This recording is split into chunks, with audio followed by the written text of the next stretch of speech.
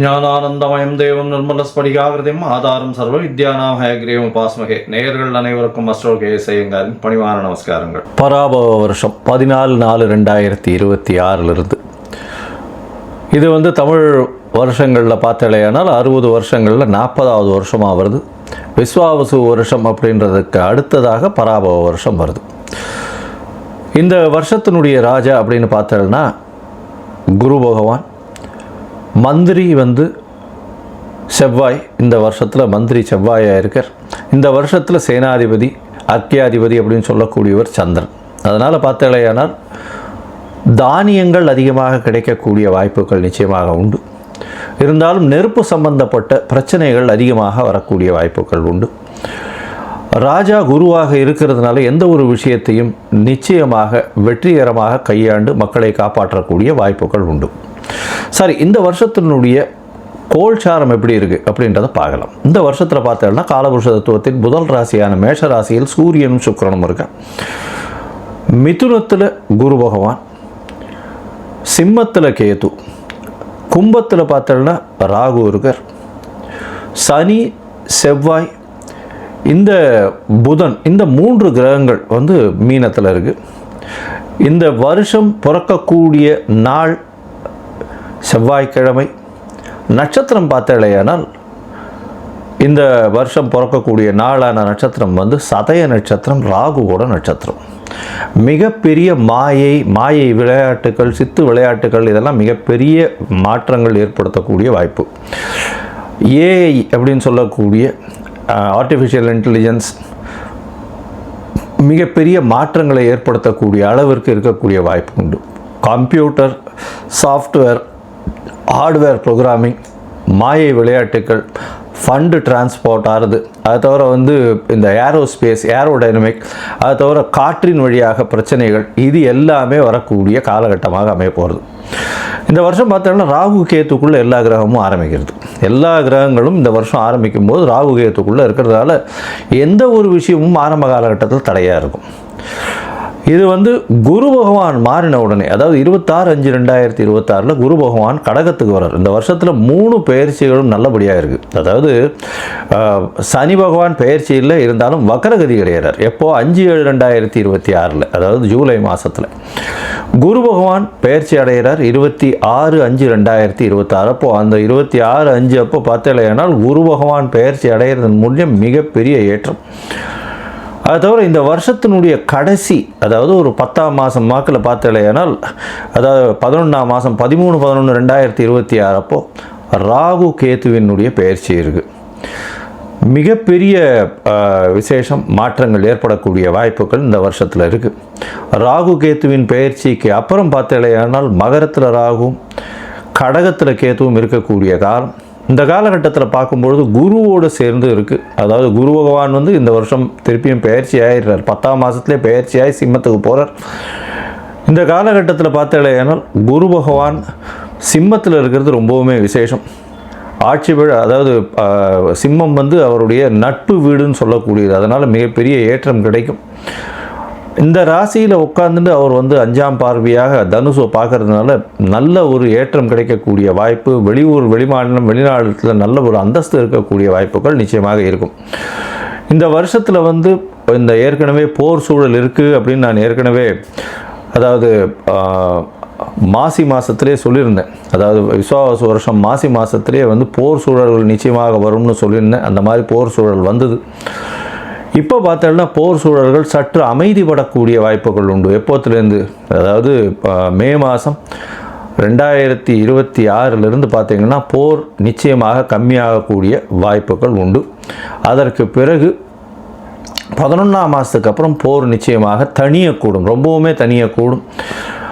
இதில் பார்த்தாலேயானால் இந்த இது அரேபியன், சவுத் வெஸ்ட் ஏஷியன் கண்ட்ரீஸ்ன்னு சொல்லக்கூடிய அரேபியன் கண்ட்ரீஸினுடைய கை ஓங்கக்கூடிய வாய்ப்புகள் நிச்சயமாக இருக்கும். வெஸ்டர்ன் கண்ட்ரீஸ் கொஞ்சம் பிரச்சனைகள் ஆகக்கூடிய வாய்ப்புகள் நிச்சயமாக உண்டு. அரேபியன் கண்ட்ரீஸ் ரொம்ப ஸ்ட்ராங்காகக்கூடிய வாய்ப்பு இருக்கக்கூடிய வாய்ப்புகள் நிச்சயமாக உண்டு.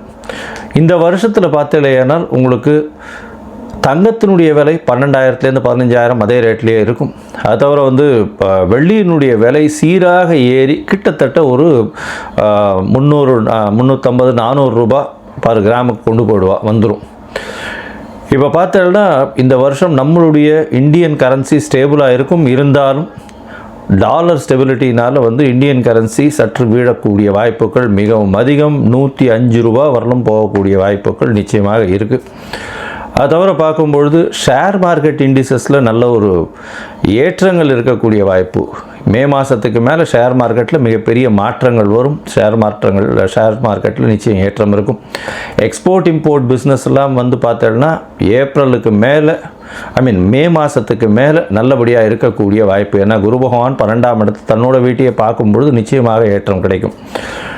இந்த காலகட்டத்தில் ராகு கேத்துக்குள்ளே இருக்கிறதுனால எந்த ஒரு விஷயத்திலும் நிச்சயமாக தடைகள் அதிகமாக இருக்கும். அதனால் ரொம்பவும் ஜாகிரதையாக பண்ணுறது ரொம்பவுமே நல்லது. பெண்களுக்கு சிறு சிறு தடங்கல்கள் வரும். அரசாங்கத்தின் மூலியமாக அரசாங்கத்தில் பெண்களுக்கு வந்து அந்த அளவு ஏற்றம் இருக்கக்கூடிய வாய்ப்புகள் இல்லை. ஏன்னா இந்த வருஷம் பிறக்கும் பொழுதே 12ஆம் இடத்துல வந்து சுக்கிரன் போகிறது வந்து அந்த அளவு விசேஷத்தை கொடுக்காது. சூரியனோட சம்பந்தப்பட்ட மேஷத்தில் சுக்கிரன் இருக்கிறது அந்த இடத்துல அந்த அளவுக்கு விசேஷத்தை கொடுக்காது. புதனும் வந்து நீச்சப்பட்டு போகிறதுனால படிக்கக்கூடிய மாணவர்களுக்கெல்லாம் சற்று பின்னடைவு இருக்கும். இது ஏன்னா உங்களுக்கு கரன்சி வந்து நம்மளது ஃபால் ஆச்சுன்னாலே ஆட்டோமேட்டிக்காக நீங்கள் வெளிநாட்டில் போய் படிக்கணும்னாலே அதிகமாக கொடுக்க வேண்டிய கட்டாயம் வந்துடும். அதனால் கொஞ்சம் ப்ரெஷர் அதிகமாக இருக்கக்கூடிய காலகட்டமாக அமைய போகிறது. இந்த வருஷத்தில் வந்து தானியங்கள் அதிகமாக விளையக்கூடிய வாய்ப்பு, பால் சம்பந்தமான விஷயங்கள் நல்லபடியாக இருக்கக்கூடிய காலகட்டமாக இருக்கும். எந்த ஒரு பிரச்சனையையும் நிச்சயமாக சமாளிக்கக்கூடிய ஒரு பெரிய விஷயம் வந்து நம்மளுடைய கண்ட்ரிக்கு நிச்சயமாகவே இருக்கும். ஏன்னா குரு பகவான் வந்து இந்த வருஷத்தினுடைய ராஜா பொறுப்பில் இருக்கிறதுனால எந்த ஒரு விஷயத்தையும் எல்லாத்தையும் அனுசரித்து போகக்கூடிய நல்ல ஒரு ஏற்றம் இருக்கும். சட்டத்திட்டங்கள் கடுமையாகக்கூடிய வாய்ப்புகள் உண்டு. ஏன்னா மந்திரி வந்து செவ்வாயாக இருக்கிறதுனால. சரி, இந்த வருஷம் மேஷம் முதல் மீனம் வரை எப்படி இருக்குது அப்படின்றத பார்க்கலாம். ஒரு ராசியாக பார்க்கலாம். அதற்கு முன்னாடி என்னுடைய மொபைல் நம்பர் காலிங்கில் போயின்னு இருக்கும். உங்களுக்கு அஸ்ட்ராலஜிக்கல் கன்சல்ட் தேவைப்படுமே ஆனால் நீங்கள் எனக்கு ஃபோன் பண்ணுங்க. உங்களுடைய date time place of birth சொல்லுங்கள். உங்களுடைய பெயர் தாய் தகப்பனார் பெயர் அனுப்புங்க. என்னுடைய கட்டணம் என்னன்னு சொல்கிறேன். இந்த கட்டணத்தை வந்து பே பண்ணிவிட்டு யூடிஆர் நம்பர் ஷேர் பண்ணுங்க. ஏன்னா நான் பார்த்த அதாவது 70 to 80% ஜாதகத்தில் பார்த்தேன்னா சந்தி நிறைய இருக்கும். அதாவது நட்சத்திர சந்தி, நட்சத்திர பாத சந்தி, அது தவிர லக்ன சந்தி இதெல்லாம் இருக்கும். இந்த காலகட்டம் நன்னா இருக்குன்னு நினச்சின்னு இருப்பா. ஆனால் அவளுக்கு பெரிய அடி உழக்கூடிய வாய்ப்புகள் உண்டு. ஏன்னா அவள் வந்து மிருகசீரிஷம் 2ஆம் பாதம்னு நினச்சின்னு இருப்பா. மிருகசீரிஷம் 3ஆம் பாதத்தில் இருக்கும். அப்படி பார்த்தோன்னா ரிஷப ராசின்னு நினச்சின்னு இருப்பா, மிதுன ராசியாக இருக்கும். ரிஷப லக்னம் நினச்சின்னு இருப்பா, மிதுன லக்னமாக இருந்துன்னு இருக்கும். இதெல்லாம் கூட பரவாயில்ல. விசாக நட்சத்திரமில் வந்து 2 இது வந்துடும், மாறி வந்துடும். அதாவது 3 பாதங்கள் ஒன்றுத்துலேயும் 4ஆம் பாதம் ஒன்றுத்துலேயும் வந்துடுறதுனால சுக்கிரனோட வீட்லேயும் ஒன்று செவ்வாயினுடைய வீட்லேயும் மாறி வர்றதுனால மிகப்பெரிய பிரச்சனைகளும் வரக்கூடிய வாய்ப்பு உண்டு. ஏன்னா இதுக்கு உண்டான சுவர்கள் அதுக்கு கிடையாது. அதனால் வந்து பிரச்சனைகள் நிச்சயமாக வரும். அதனால் உங்களுடைய ஜாதகத்தில் இருக்கக்கூடிய சந்தி என்ன ஏதுன்றதெல்லாம் பார்த்துட்டு உங்களுக்கு உண்டான ஜாதகத்தை போட்டு உங்களோட வந்து டைம் ஸ்பெண்ட் பண்ணுறேன். அதாவது டைம் இது பண்ணி அப்பாயின்மெண்ட் ஃபிக்ஸ் பண்ணுறோம். உங்களுடைய தசாபுக்தி அந்தரம் சூக்ஷ்மம் எப்படி இருக்குன்றதை பார்த்து, இப்போ இருக்கக்கூடிய கோல்சார நிலை எப்படி இருக்குன்றதை பார்த்து உங்களுக்கு உண்டான பலன்கள் என்னன்றதையும் சொல்கிறேன். சரி, இப்போ மேஷம் முதல் மீனம் வரை இந்த பராபவ வருஷம் 2026-27 என்னென்ன மாற்றங்கள் ஏற்றங்கள் கொடுக்கும் அப்படின்றத பார்ப்போம். தனுசு, மூலம், பூராடம், உத்திராடம் இந்த 3 நட்சத்திரம் 9 பாதங்களை கொண்ட ராசி. ராசியின் அதிபதினு சொல்லக்கூடியவர் குரு. ராசிக்கு சப்தமத்திலே இருக்கார். இந்த வருஷம் ஆரம்பிக்கும் பொழுது பெரிய ஏற்றம் என்னென்னா உங்களுடைய ராசியை பார்க்குறார். உங்களுடைய ராசிநாதன் நல்ல ஒரு ஏற்றம், தீர்க்கமான சிந்தனை, எடுத்த விஷயங்கள் எல்லாத்திலையும் வெற்றி கிடைக்கக்கூடிய வாய்ப்பு. பார்ட்னர்ஷிப் பிஸ்னஸில் நல்ல ஒரு ஏற்றம் இருக்கக்கூடிய காலகட்டம். உங்களுக்கு வந்து பார்த்தலையானால் திருமணத்துக்கு பார்த்து கொண்டு இருப்பவர்களுக்கு நிச்சயமாக திருமண பாக்கியம் அமையக்கூடிய வாய்ப்பு இந்த காலகட்டத்தில் நிச்சயமாக அமையும்.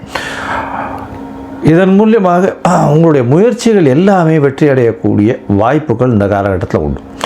சரி, குரு பகவான் வந்து பெயர்ச்சி ஆகிட்டார் அப்படின்னா இந்த பராபவ வருஷத்தில் பார்த்தோம்னா 26/5/2026 குரு பெயர்ச்சியாளர் கடகத்துக்கு போகிறார். என்ன சார் 8ஆம் இடத்துல போய் மறைகிறாருன்னா உச்சம் பெற்று போகக்கூடிய இடம். குரு கடகத்தில் உச்சம் பெறுறார்.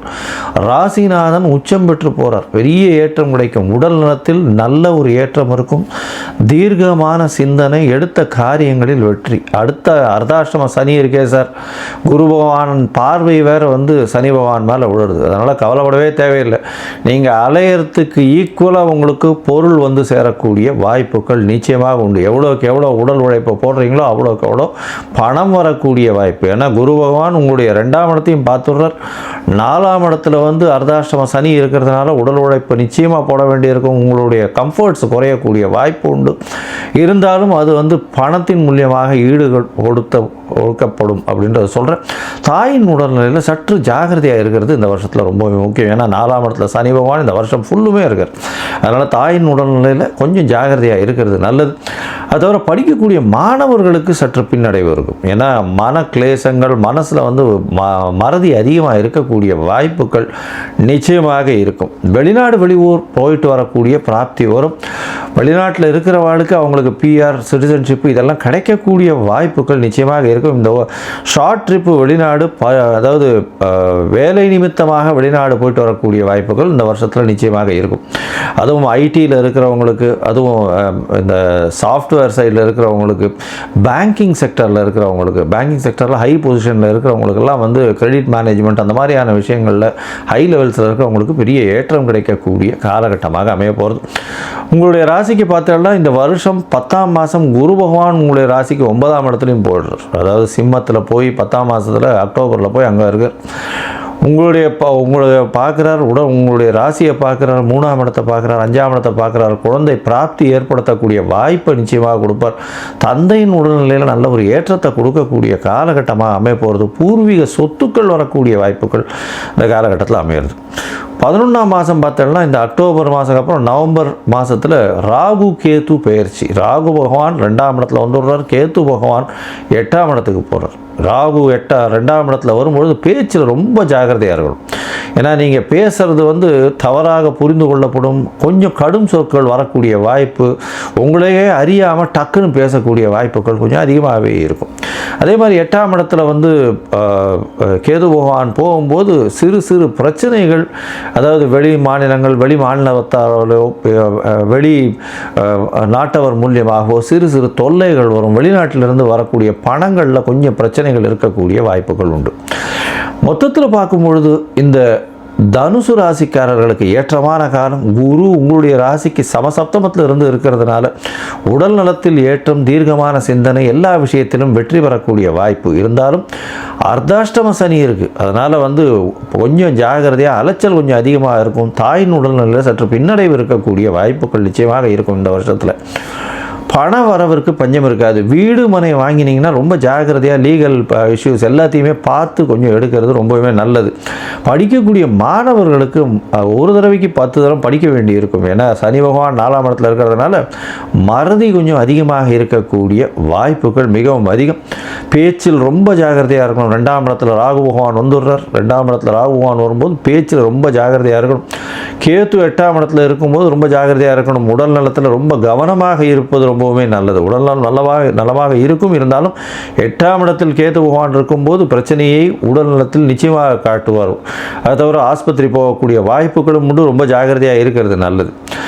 இந்த தனுசு ராசிக்காரர்கள், அதுவும் பொற்கொள்ளர்கள், இது டீச்சராக இருக்கிறவங்க, ப்ரொஃபஸராக இருக்கிறவங்க, பேங்கிங் செக்டரில் இருக்கிறவங்க, இவங்களுக்கெல்லாம் பார்த்திங்கன்னா நல்ல ஒரு ஏற்றம் இருக்கும். ஆடிட்டிங் லெவல்ஸில் இருக்கிறவங்களுக்கெல்லாம் பார்த்திங்கன்னா பெரிய மாற்றங்கள் இருக்கும். பார்ட்னர்ஷிப் பிஸ்னஸ் எல்லாம் நல்ல ஒரு இவ்வளோ நாள் பார்க்க முடியாத அளவுக்கு பெரிய பணம் வரக்கூடிய வாய்ப்புகள் நிச்சயமாக உண்டு. நீங்கள் ஒரு தடவை குருவாயூர் போயிட்டு வாங்க. ஏன்னா குரு பகவானுக்கே குருவாக இருக்கக்கூடியவர் அங்கே. அதனால் குருவாயூர் அப்படின்னு பெயர். குருவாயூரை போய் பார்த்துட்டு அங்கே இருக்கிற கிருஷ்ணரை சேவிச்சுட்டு வாங்க. குருவாயூர் அப்பனை சேவிச்சுட்டு வாங்க. நல்ல ஒரு ஏற்றம் உங்கள் வாழ்வில் நிச்சயமாக வந்தே தீரும்.